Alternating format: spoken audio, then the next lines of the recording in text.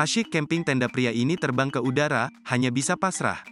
Camping atau berkemah merupakan kegiatan yang banyak dilakukan demi melepas penat.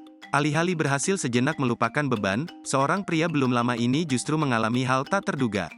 Tak seberuntung teman-temannya, tenda milik pria tersebut terhempas oleh angin kencang. Momen itu berhasil terekam sebuah video viral yang berhasil membuat siapapun heran. Sebuah video viral belum lama ini merekam momen langka.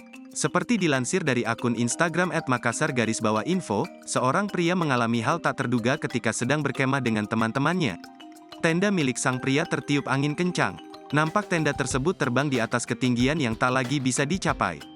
Melihat tendanya terhempas angin dan terbang di udara, pria itu hanya bisa tertawa. Sesekali dia tercengang seolah merasa heran atas momen itu. Ia pun hanya bisa meratapi sekaligus merelakan tenda miliknya tak lagi bisa kembali. Sementara salah satu temannya begitu menyayangkan karena harga dari tenda tersebut mencapai Rp700.000.